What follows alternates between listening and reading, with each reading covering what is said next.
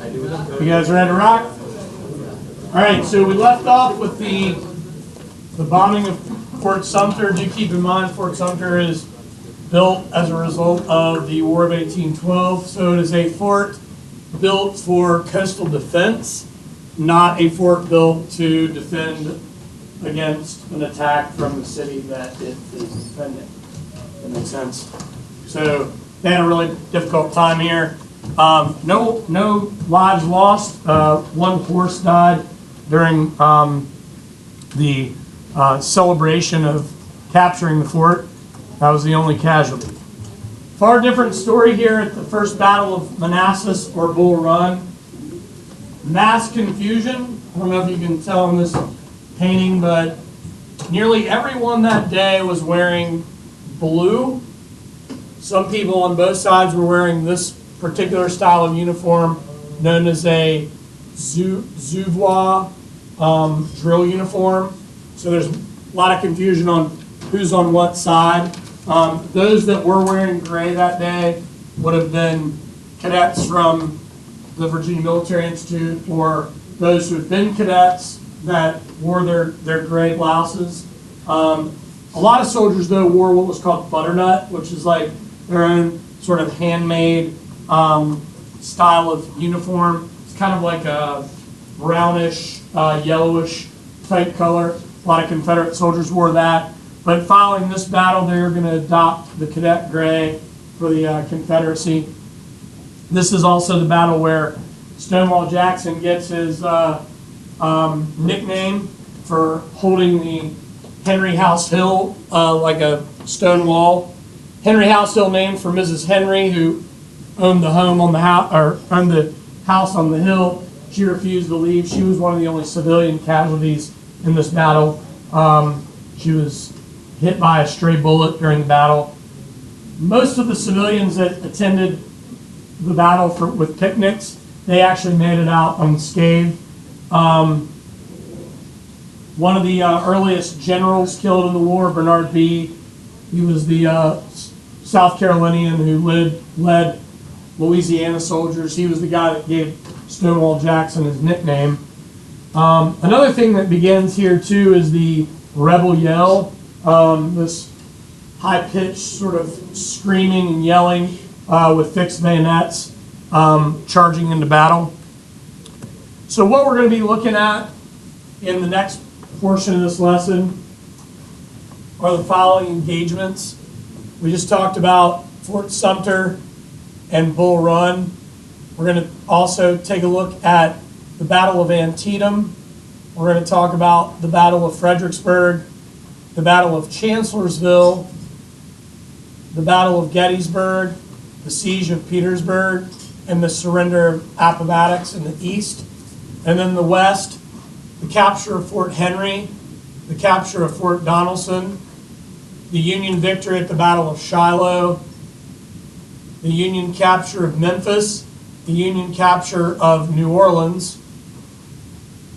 the Union capture of Vicksburg in the Mississippi River, the Union capture of Chattanooga, the Union capture of Atlanta, General William T. Sherman's march to the sea to capture Savannah, from Savannah to Columbia, South Carolina, and then from Columbia to Bentonville, North Carolina, where General Joseph E. Johnston of the Confederacy will surrender to William T. Sherman.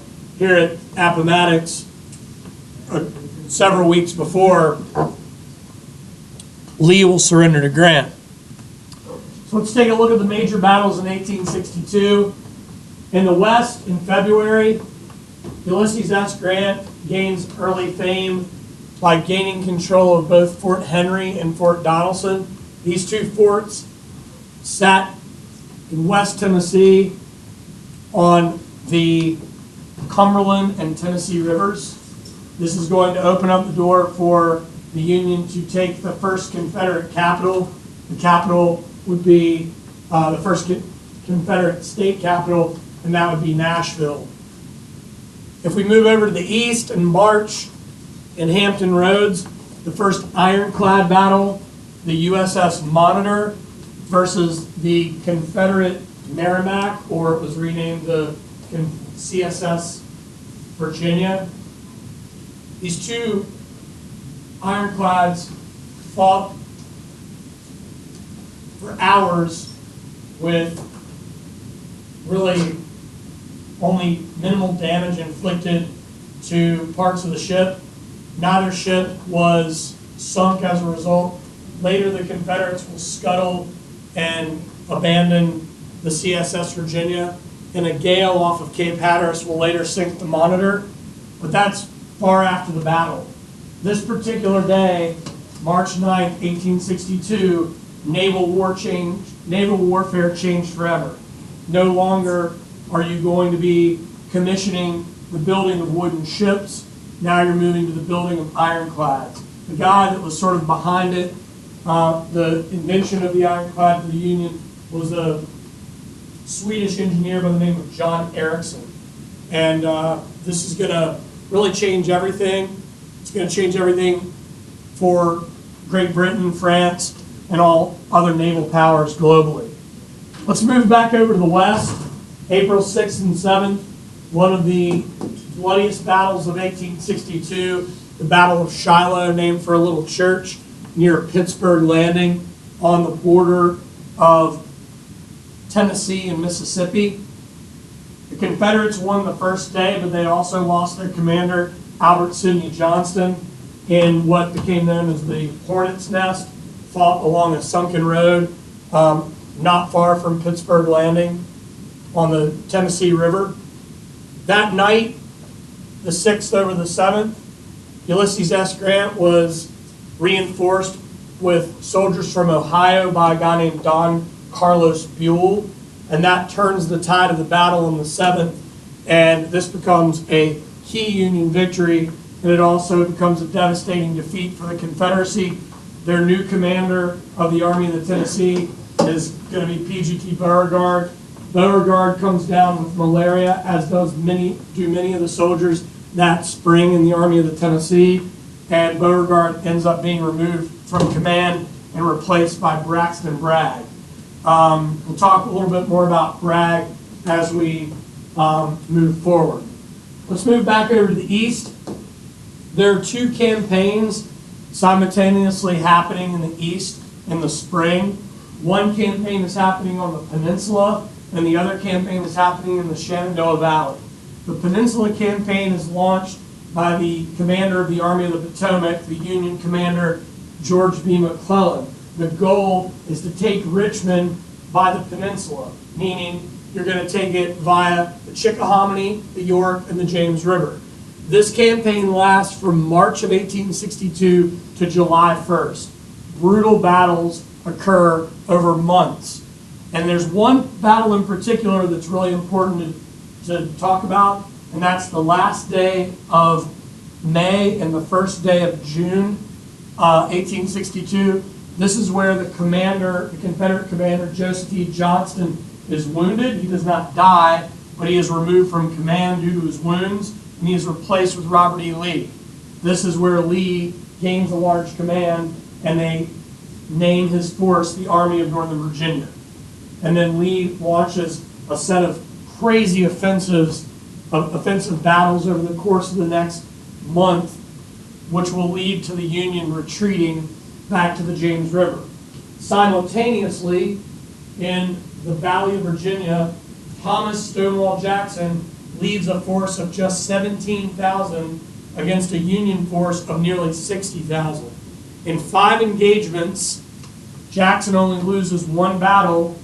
His soldiers travel roughly 33 miles a day, and a total over a couple of months' time, close to 700 miles on foot through the Valley of Virginia. How many people in here have traveled through the valley? Been to Roanoke or Harrisonburg? The terrain is pretty difficult, right? So you can imagine why Jackson's brigade, the Stonewall Brigade, got the nickname the Foot Cavalry, because they were constantly moving faster than the Union. This particular campaign has gone down in history as one of the most brilliant military campaigns in military history, period. The Shenandoah Valley campaign. Jackson will then go to reinforce Lee, and Jackson will be promoted to corps commander. He and James Longstreet will be Lee's 2 corps commanders in the Army of Northern Virginia. Let's move to the 7 days. The 7 days are June 26th to July 1st. The final battle, really brutal battle in Malvern Hill. This is just northeast of Richmond. Malvern Hill, sort of like where Henrico, Hanover, and Richmond kind of converge toward like you're heading toward the peninsula. In this particular battle, the Confederates pull back to hold Richmond. McClellan retreats to Harrison's Landing, and he'll be removed from command as a result. So begins what is known as the Northern Virginia Campaign, where Jackson and Lee will win decisive victories at both Cedar Mountain and the Second Battle of Bull Run.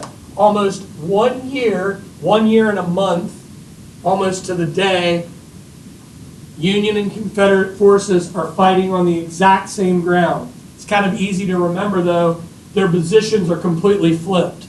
In the Second Battle of Bull Run, the Confederate position is on Matthews Hill, and the Union position is on Henry House Hill.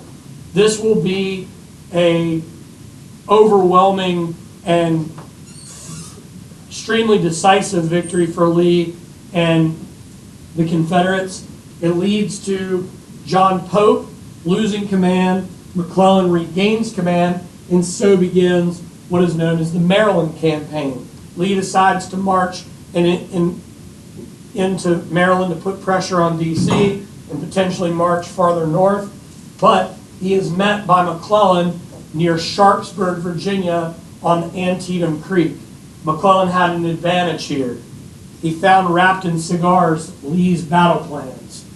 So they fight in this particular battle. This battle is not just one battle. It's like 3 battles in one day.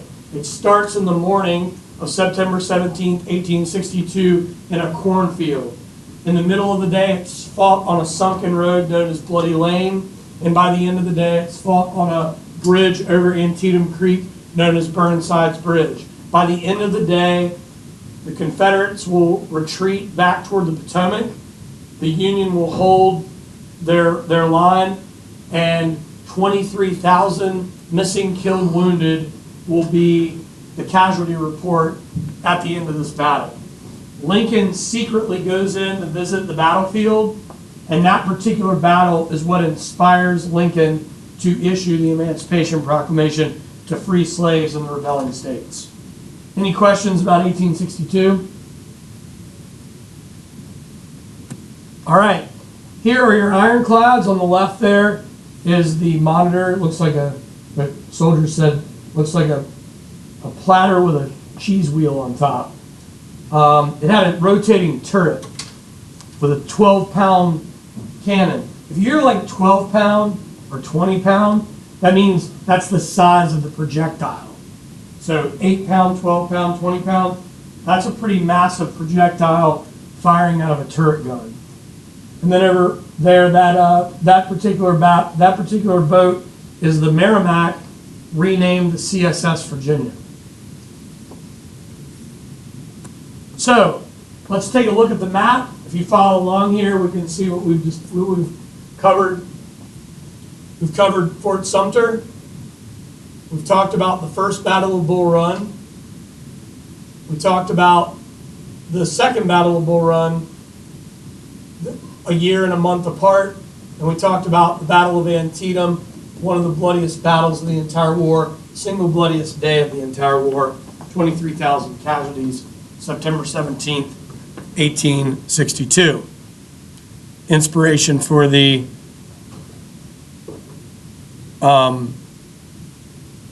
Emancipation Proclamation. In the West, we discussed Fort Henry, Fort Donelson, Shiloh. I should say the fall of Nashville, and then by the end of the year, or well, let me hold tight because I'm going to move into 63 in a second. All right.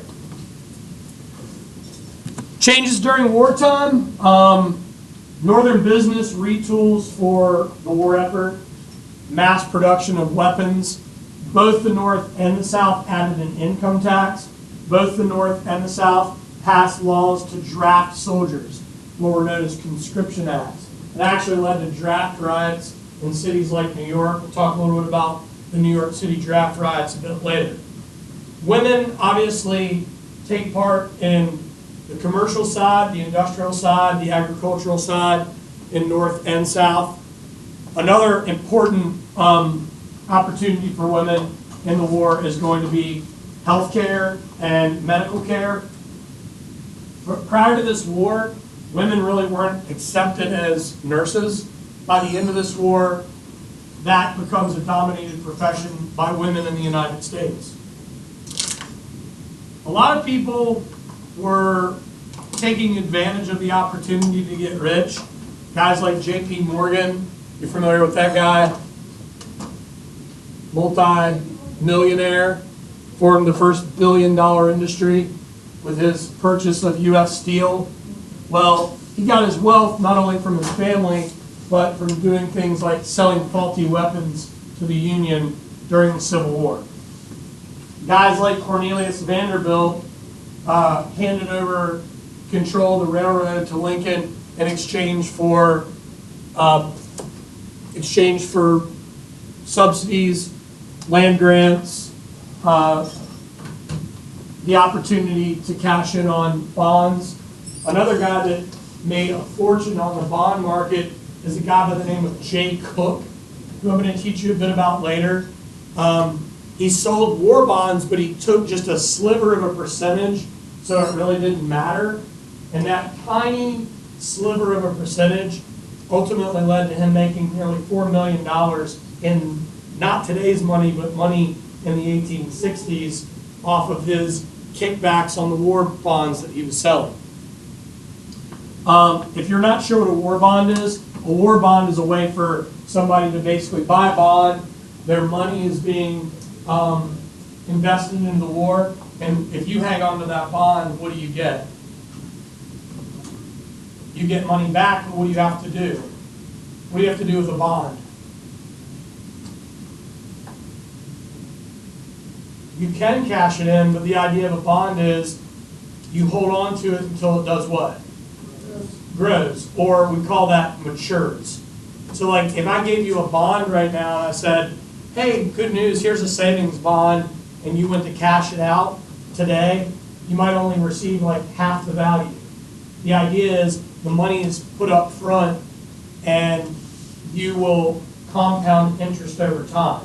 Does anybody in here have a savings bond? Right, some of you do. The bond market's been kind of weird though. You've actually kind of come through in a weird, you've been raised in a weird bond market. Savings bonds were a lot more attractive at a different time in American history. Maybe that'll change. It all depends on the productivity of the bond market, right? So during wartime, we're actually going to talk about this as we move forward. War bonds are a constant theme. War bonds in the American Civil War, war bonds in the Spanish-American War, war bonds in World War I, war bonds in World War II. They were sold in all of these major conflicts to try to raise revenue for the war effort. Permanent changes in the government. I want you to pay attention to these, and I've got some of these that I've highlighted for you, which would be smart for you to actually take a look at your exam review right now if you don't have that out. So we got the Morrill Tariff Act. It's named for Justin Morrill. He is a senator from Vermont. This is doubling the tariff to protect northern industry. The Homestead Act. You could buy 160 acres of land in the West for $1.25 an acre. There was a catch. What did you have to do with that land? Farm it. You had to cultivate it. Very good. So that's like a win-win-win for the federal government, meaning that, all right, on the one end, you're gonna get people out there and it's not gonna fall into the hands of the Confederacy.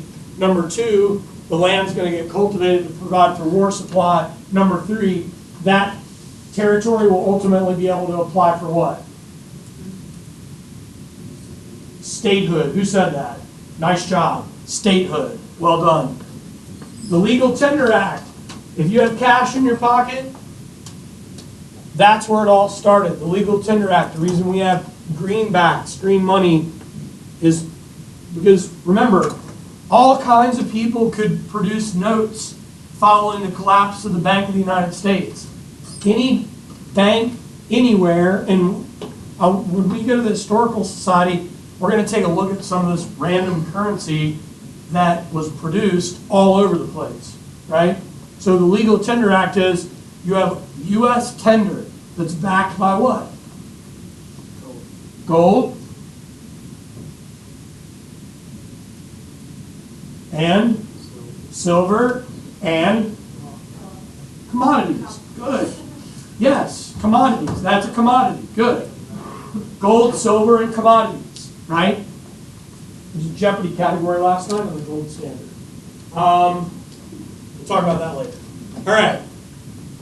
So this one's tremendously important. The Morrill Land Grant Act.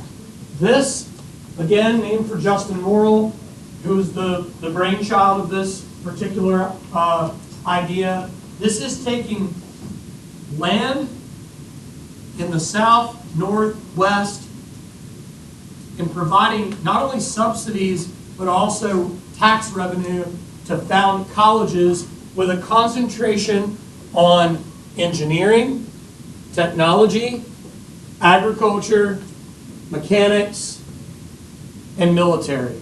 So if you are a Hokie, Virginia Polytechnic Institute was founded from the Morrill Land Grant Act. If you're a Clemson Tiger out there, Morrill Land Grant Act. Nearly all of our historically black colleges, Hampton, Virginia State, Virginia Union, Norfolk State, North Carolina A&T, Agriculture and Technology, Tuskegee, they became land grant schools. Tremendously important during this era. Texas A&M, North Carolina State. These are all examples of land grant schools. Pacific Railroad Act, tremendously important. That is going to launch the building of the Transcontinental Railroad, even though it doesn't really take off until after the Civil War, and it's not completed until 1869. The National Bank Act reestablished the banking system. Again, Lincoln and the federal government pretty much take control of everything, and they even suspend the writ of habeas corpus in places like Maryland, who were slaveholding states, cities like Baltimore, meaning they instituted martial law. So if you're looking at the beginning of government expansion, look no further than the American Civil War. I've provided you a handy-dandy map of the land-grant colleges and universities all over the place. So we've got Virginia Tech, WVU, Penn State, North Carolina State, Clemson. And then we've got some of our historically black colleges, Virginia State. We've got Hampton.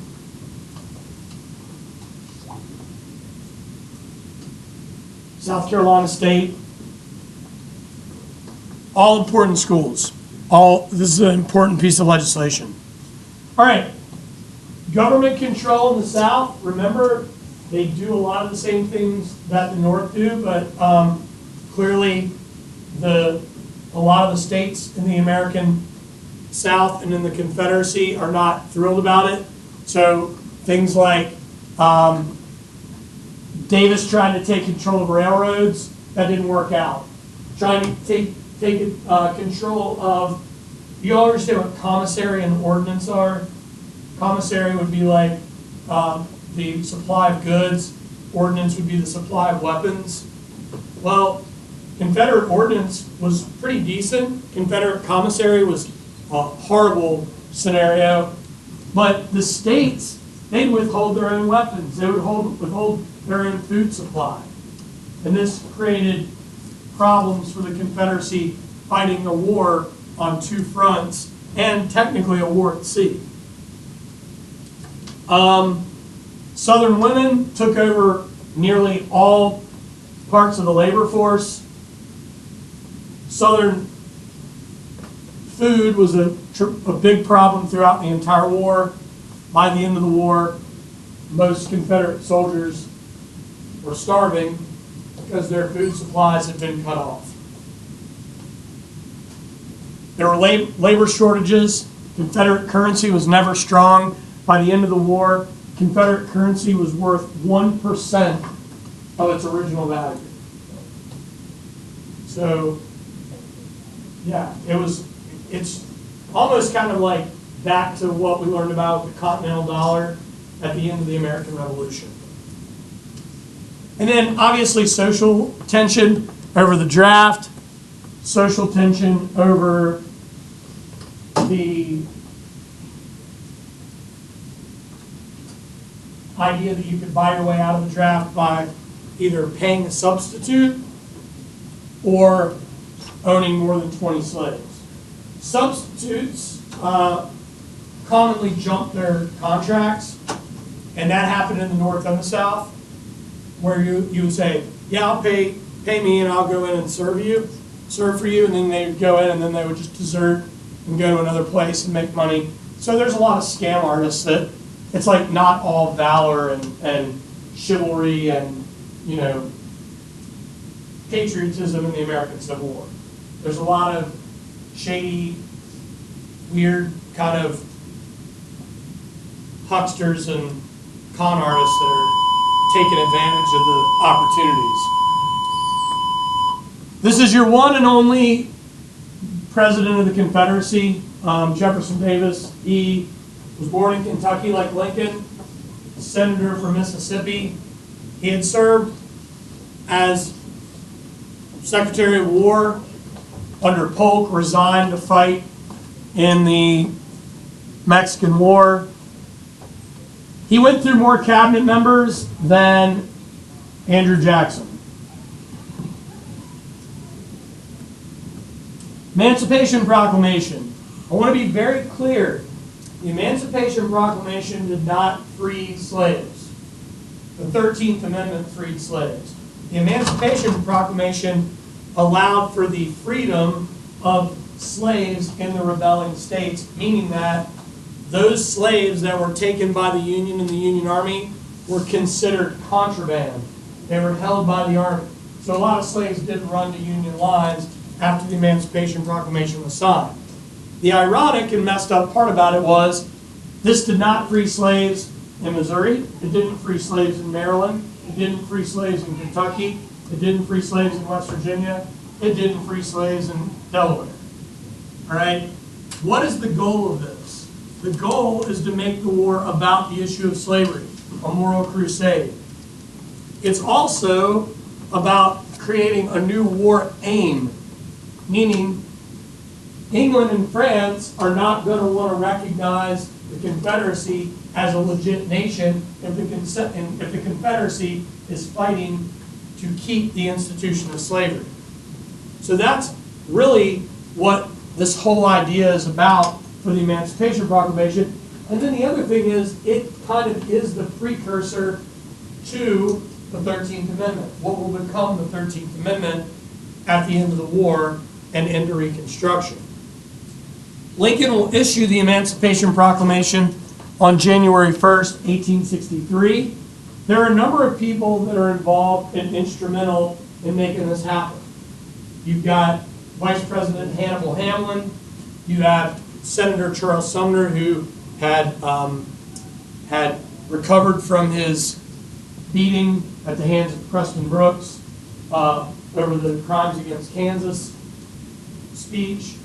You also have a really important person that kind of gets forgotten about here, and that is the first African American to have a meeting with the U.S. president over the issue of politics. Who would that guy be? Any ideas? Anybody want to take a wild guess? Who President Lincoln met with to talk about Emancipation Proclamation, but also talk about allowing soldiers to volunteer and fight in the Army, which they will? Nope. That's a really good guess, but I want you to think earlier. Booker T was born just before the war in Franklin County, Virginia. I'm looking for Frederick who? Douglass. Good. Frederick Douglass is also instrumental in this process as well.